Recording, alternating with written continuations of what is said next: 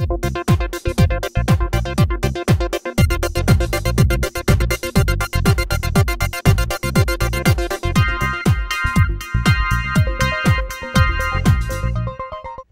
welcome back to Talking About. I'm JC Alvarez. I'm Cara Kilduff, still. Yes, still is the key word.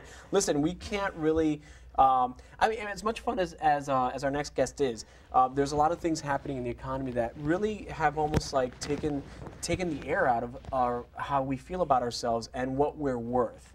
And that's something that Jessica Kizorek is something that she addresses as the badass businesswoman. Welcome to the show. Thank you. I feel welcomed, Car. Oh, please. Oh, only by her? What the hell? Yeah, not you need to be more welcoming, and then we can talk. We have the same haircut.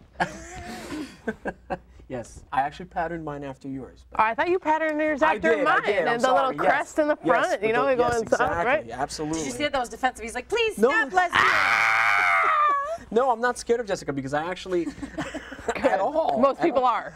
Well, I mean, you have a very personal approach to really helping people, especially women in business today, not only address a very important issue of self-worth, but also really magnify the fact that you can succeed in business and be a profitable, contributing individual. Yeah, well, for years now, the news and everything that we pull in is negative, and it's bad, and it's horrible, and it's jobs. People are losing their jobs, and they're shutting down their businesses. And so for years, we've been going through this cultural conversation, and there needs to be something to balance that out that fills women, particularly is my passion, you know, with energy and with the desire to be successful at making money. I think that's really important. Absolutely, and to that note, because there are, I forgot what the percentage was, but there are fewer than, I was reading, and I don't know if this is true, and you probably have the better figure. I was reading that there are less than 30% female executives in the workforce that are earning more than their male counterparts. So in other words, for every, I think I had read somewhere that for every 3 women who are executives in a business, their counterparts, their male counterparts, 7 of those men are earning more doing the same jobs that they do. And I was really shocked by that number. You know, one of the reasons that women make less than men is because they don't negotiate their first entry-level job salary when they come out. Okay. I didn't. I don't. Even I have a hard time negotiating contracts, but men, evidently because it's more, you know, men are encouraged and almost bred socially to be competitive, to be willing to go head to head. It's that men fighting thing, and women are we're more gentle and delicate and even more passive aggressive about the way we try and get what we want. You have no idea what I'm talking about. Well, what I think is also interesting is that my business role models have been a lot of really intelligent, forceful women. Yes. Not that men haven't sort of like laid out the groundwork of how I approach myself in a business perspective, but I've been fortunate enough to see both successful men and women in business. And it's true what you say, that women kind of like, they have to almost like break that mold and be something that goes against what the social grain is, because society's telling them, like, you know, well, you can't be successful otherwise unless you go in this direction. That's so crazy. Maybe in an ideal world, we could all be more like Car, which is self-expressed and boisterous and soda. and drinking soda and being willing to be expressed without being impacted by the way, you know, because people probably give you weird looks sometimes. Ever gotten a weird look from someone? All the time. All the time. And as women, but also, you know, men in the workplace, we get deflated easily. So it's a lot about just having positive influences, be it media, be it the emails that I'm sending into the inbox. It's those kind of things that really tip people over to have them want to achieve. What I love is that you teach women to be badass businesswomen. Yeah. As a matter of fact, your website is badassbusinesswomen.org. So that's something that everyone can check out, because you almost like have it all broken down and teach this really empowering method for having people, women, especially a lot of your focus is on women, but having them realize that women don't have to be guilty to make money. They don't have to be, you know, what's that all about? Because there really is that whole thing of like, I can't, you know. What's that about? You're the one doing the solo show, Yeah. How I Became an Unskilled Laborer. It's an interesting title, How I Became an, let's analyze that. And where's the badass Car too? You're letting him totally dominate this whole interview. What is that about? for my show, it's how I became an unskilled laborer because, well, I just had a head rush because I didn't let oxygen go to my brain. But, no, because for everything that I've done for work, it's quote unquote unskilled labor. And the funny thing is I was brought up learning that every form of work is honorable, whether you pick up dog shit or, you know, this, that, or the other thing. All work is honorable. Absolutely, it doesn't matter what you do. And the funny thing is, because of who I am, and I like to stand up straight most of the time, no, I find like people trying to treat me in a certain way when I walk into a building, like, you know, try to look down at me. There's this one guy in particular, he always was like, kind of had a weird attitude with me, and I would always look him directly in the eye. Like, I would always look him That's in the eye. badass. That's badass. So that's something that you would teach. Yeah, make eye contact with people. Why are you shy away? I mean, you're so handsome. No, but so now this guy totally chats with me now because he figured I'm not less. I don't think of myself as less than, and I think that's part of the problem. People think that, or women especially, feel like they're not worthy to ask for this, that, or, you know, whatever. Especially when it comes to money. Especially when it comes to money, and we second guess. I'm even in the middle. I teach this stuff, and I have to train myself constantly. I'm in the middle of. I'm up here in New York, wanting to close a deal, and I'm like, oh, I should say this. I should say this. Oh, she's not. And I'm all like in a flurry about the whole thing, asking for this contract. But you know what? I feel like with a lot of stuff, if you just step back and just take a deep breath and just ask for what you want. Yes. That's it. Ask for what you want. That is one of the key pillars of being a badass. It's one of the first things I teach is asking for what you want. I just recently had one of my readers sent me, and I'm surprised with all the thousands of people that I go out to, that there's not all that much there's not always inbound stuff. So when there is inbound emails that come directly to me, I always pay like really close attention to them. And somebody said, listen, Jessica, I've been reading all your emails. I'm on your webinars. I'm downloading your free reports. I want to work for you, and I want to join your team, and I have a son named Khalil, and he's less than a year, and I want to balance this all, and I want to have it all. Do you have any space for me? And I was like, you know what? You gotta find space.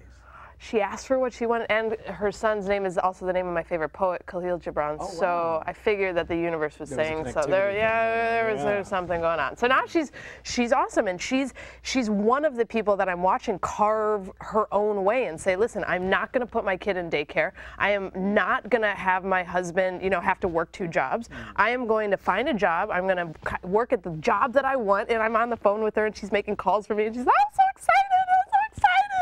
Well, what you're also offering pretty much is very much a strategy that is successful all across the board. There were a couple principles that you were telling me that are really important that to help you sort of like raise your price. Yeah, because part of the deal is there are people out there that are unskilled laborers, and that's just how the world works. There are people, however, that want to become more valuable in the marketplace. Right. So, especially in this economic situation. Especially in this economic situation where you've got there's very little job security. You don't know if you're going to be at the same job. You don't know if you're going to fire. You don't know if you're going to move. They have five different careers. So much fear. There's so much fear, and so we need to, as people that want to raise their prices, have to strategically learn how to become more marketable. And I have a special report that if you go to raisemyprices.com, you can download. It's a 23-page brand new research. It's 3 steps to raising your prices and increasing the value that people hold you in, the esteem that people hold you in. You know, the show is live today, so if you have any comments for our guests, which you should take advantage of, the number is 718-460-9802. 02 or 02? Who cares? So what? Who cares? So what? Who cares? Now, you said that there's 3 steps to finding and identifying and raising your prices. Yes. Okay.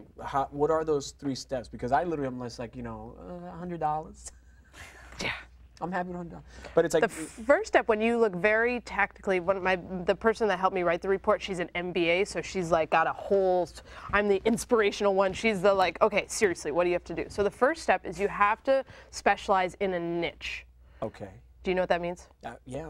Car, I'm quizzing you. What does that mean?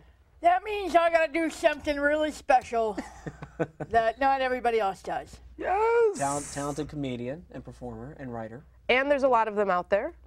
So for you, if you were one of my students, I would walk you through what is the exact niche, who's the exact target audience, what exact kinds of performances, what are you going to be famous for? Oh, well, I was thinking in terms of my day job. Yeah. You can't be any better at dog walking.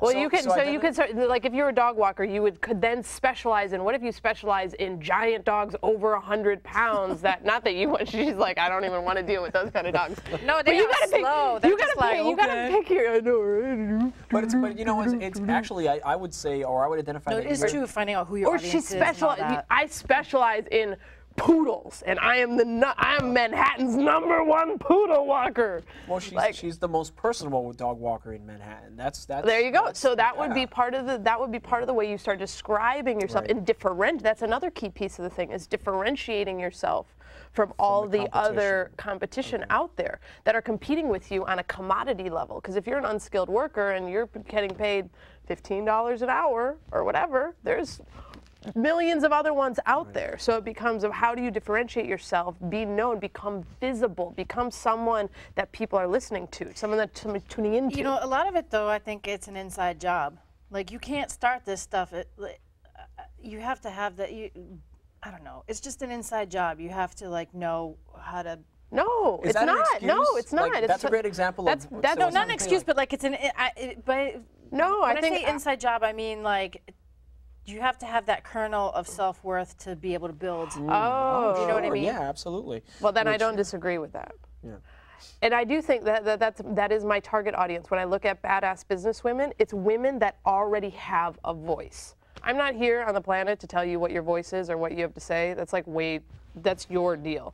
But once you have a voice and you have something to say and you want to amplify it, you want to make it louder, you have a message that people need to hear, or a product that people need to buy, or a service that would do people so much good. You have to learn how to amplify your voice.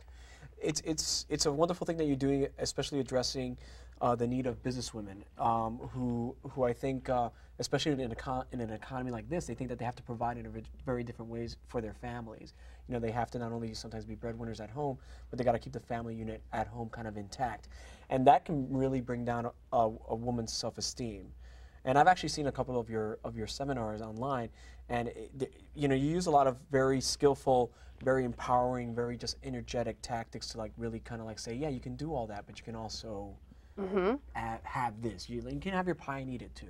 Yeah, well, as Why not? I'm looking at now having children. I'm in a great relationship. I want to get married to my partner, and I want to have children. And so now it opens up a whole new, like, oh wow, I'm planning. How do you be a mother and the badass business? And like, how does that work? And how do you really have that all? That's interesting. So the conversation is going to start going in that way for me. Right. You're going to be appearing soon in Florida at the Women's Success Summit. Oh, yes. Yeah. One of my best friends in the whole wide world. Her name's Michelle Villalobos. And she and I have something in common, which is we love when women succeed. We love the expression on their face when they succeed. And the passion in watching people implement what we have to teach. And so this is the Women's Success Summit #5. So she's done, or #6, she's done a lot of them. This subject matter it's called the Big Close. Okay. So it's all about closing and sales and asking for the money and making financial transactions and asking for it's great. It's great, and it's a lot of the skill sets that both women and men. We have men, very brave men that come absolutely, down. yeah. It's about 10% of our audience. Yeah, That's awesome. I know, right? I really think that sometimes you have to hear certain messages, certain gender messages, if you would, to kind of like really look at yourself and go, wait a minute, this applies to me too. It's just because I appeal to the woman in you. Yes, yes. She's right now wearing a very nice little pin dress. Okay, so the website again is badassbusinesswomen.org, And that's where you plug in over email, because all my communications go out over email. So it's the best way to be getting the online seminars and the videos, the stuff that you had access to. Absolutely, and that's also where people can learn more about raisemyprices.com. Yeah, or you could go straight, if that's what you're into, raise my prices, and you just want straight tactical information. It's like a 20-page thing that we give away for free. It's so good. It's these are all especially. How is it? Am I dominant? Am I dominant? No, I think what I like about your approaches is that it really is someone has to be more energetic sometimes than you are, so you can actually really start like, you know, catching up. That's always been my philosophy. If someone else is like really energetic up, you're gonna start catching up to that person. It's contagious. Yeah, it's people get absolutely around me contagious, and yeah. it's like, Why do you think I had to drink that soda? And That's why.